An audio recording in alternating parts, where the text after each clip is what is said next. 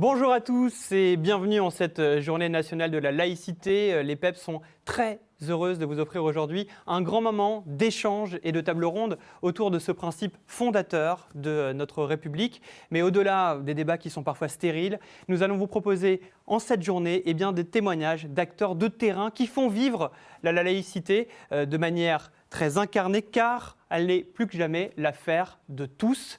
Nous aurons donc tout au long de cette journée des témoignages de tous les acteurs de la coéducation, les institutions, des acteurs engagés, des parents, des jeunes, des personnages politiques et bien sûr vous-même, car au-delà de la distance qui nous sépare aujourd'hui liée à la crise sanitaire, je compte sur vous pour que vous puissiez poser toutes vos questions sur le site des PEP ainsi que sur les réseaux sociaux, car un des mots d'ordre des PEP et des valeurs justement qui les animent, c'est être inclusif et donc aussi interactif, surtout que cette laïcité est aussi votre affaire, c'est l'affaire de tous les citoyens. Alors, pour commencer, je vais accueillir l'ancienne ministre qui a été également la vice-présidente du CNCPH, conseillère au Comité économique et social européen, mais aussi la présidente de la Fédération des PEP depuis 2 ans, Dominique Gillot, qui est née à Conflans-Sainte-Honorine, là où Samuel Paty a été tragiquement assassiné pour avoir simplement fait son métier, c'est-à-dire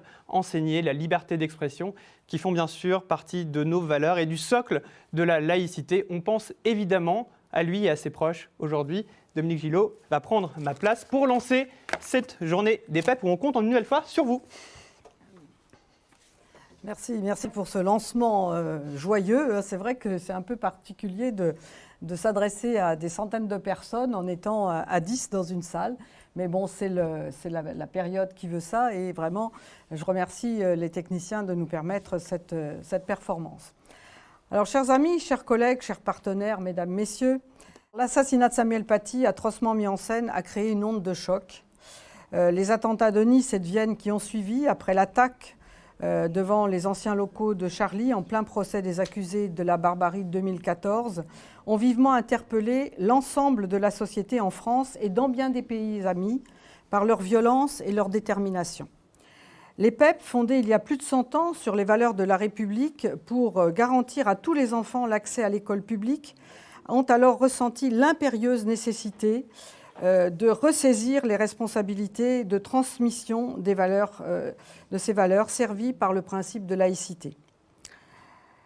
Le 17 octobre, c'est toute la communauté éducative qui a été atteinte par l'élimination de M. Paty, tué dans l'exercice de ses fonctions.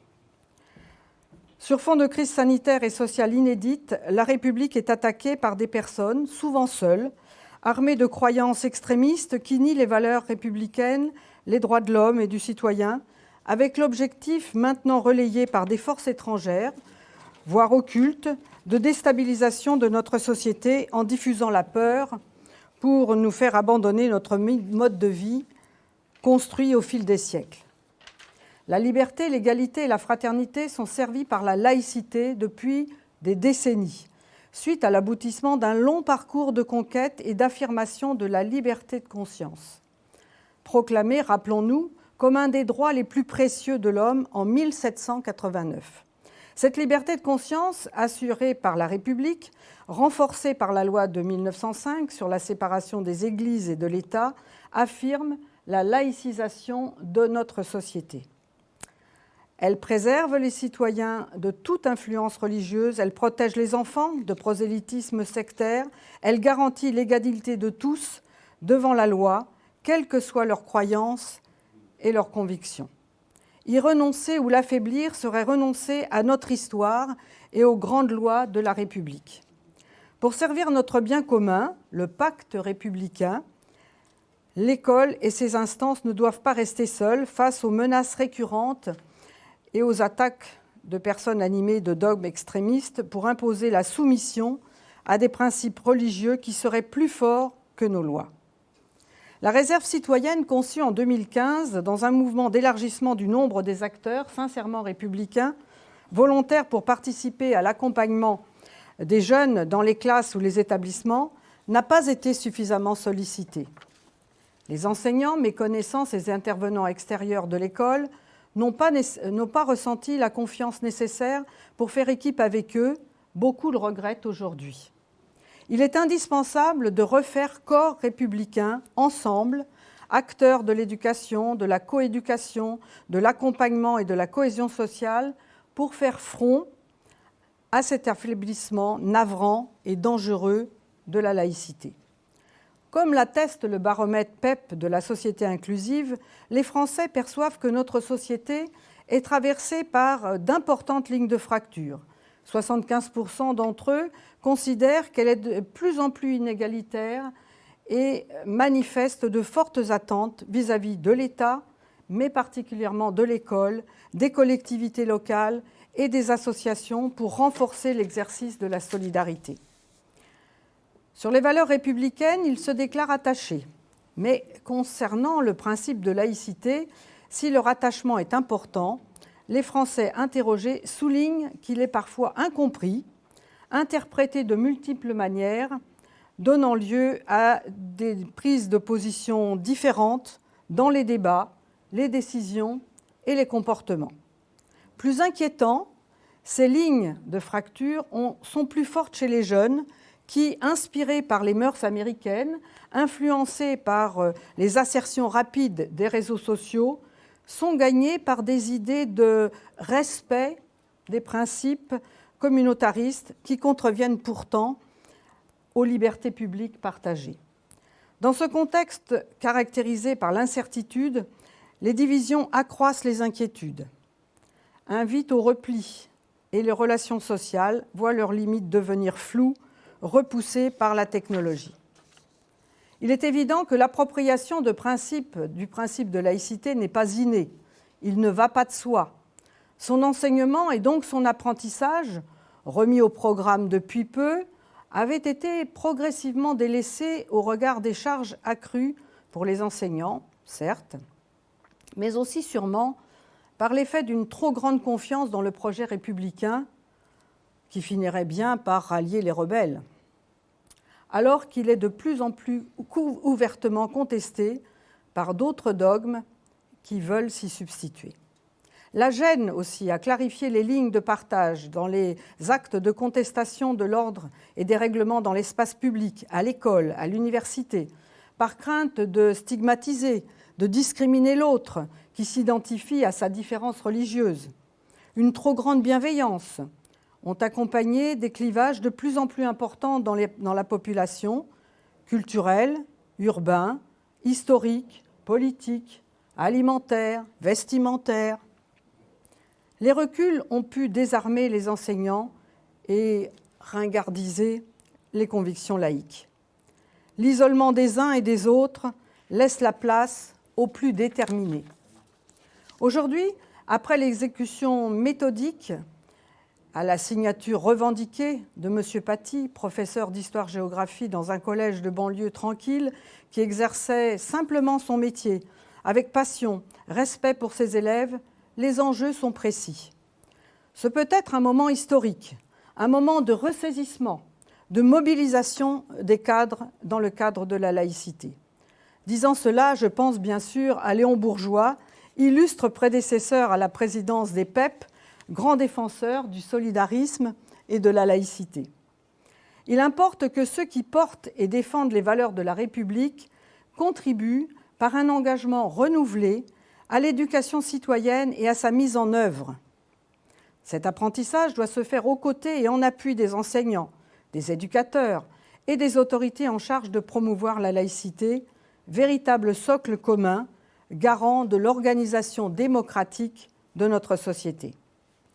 Cet engagement, exprimé dans la déclaration commune signée le 20 octobre dernier par le ministre de l'Éducation nationale et les associations complémentaires de l'école, doit trouver son expression dans tous les espaces éducatifs et de vie commune dans chaque territoire de la République et trouver une résonance en Europe et au-delà. Cet engagement trouve son début de concrétisation dans l'organisation de cette journée que nous avons voulu participative avec le plus grand nombre d'intervenants et de participants, servis par une technologie numérique déjà éprouvée lors de notre Assemblée générale à Avignon. Cette journée, construite en partenariat avec le Conseil des sages de la laïcité, sera ouverte à sera ouvert dans un instant par sa présidente Dominique Chappert, que je vois sur le petit écran et que je remercie pour sa disponibilité et la qualité de la conférence qu'elle nous réserve. Elle sera conclue par le ministre de l'Éducation nationale, Jean-Michel Blanquer, qui a immédiatement soutenu notre initiative. Entre-temps, vous recueillerez des témoignages que nous avons voulu directs, divers, sur ce que disent les jeunes, les enseignants, les éducateurs, sur ce que disent et vivent les parents, sur ce qu'organisent les territoires pour agir avec et auprès des jeunes pour faire vivre la laïcité. Une table ronde mettra les engagements de l'éducation populaire et de l'économie sociale et solidaire à l'épreuve du contexte actuel. Une deuxième table ronde interrogera les pratiques dans les champs éducatifs, sociaux et territoriaux pour promouvoir la laïcité et l'engagement citoyen, particulièrement des jeunes. Tout au long de la journée, François, journaliste à Arte, qui accompagne les PEP depuis plusieurs événements et qui nous connaît bien, rythmera le temps, coachera les intervenants et les modérateurs. Il relaiera aussi les questions qui lui seront retransmises du réseau participant.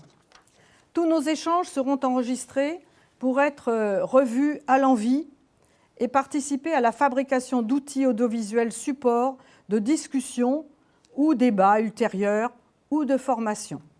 L'ambition de cette organisation, où nous ont rejoint au fil des jours de si nombreux partenaires que je ne peux malheureusement pas les citer, mais que je remercie chaleureusement. Le maître mot de cette journée, vouée au service de la laïcité, c'est l'investissement renouvelé, pour rendre désirable une organisation sociale éclairée par la laïcité, pour construire ensemble, au-delà des périmètres d'affectation de nos métiers, un projet de coéducation à la citoyenneté, pour faire vivre la laïcité dans tous les temps de vie des enfants, des jeunes et de leurs familles. Le nombre d'inscrits à cette journée de la laïcité que nous pouvons dédier à la mémoire de Samuel Paty atteste de l'intérêt de la démarche partagée. J'espère de tout cœur qu'elle sera fructueuse et qu'elle servira, comme l'a plaidé Richard Malka, l'avocat de Charlie, à ce que nous ne perdions pas nos rêves de liberté, à ce que nous ne perdions pas nos idéaux de solidarité, pour que nous ne tournions pas le dos à notre histoire. Je nous souhaite de bons travaux. Merci beaucoup pour ce grand discours introductif et d'avoir aussi annoncé le programme. Bravo pour votre sens de la ponctualité puisque vous deviez rendre l'antenne à 9h45 et il est 9h45. Donc bravo pour cette performance.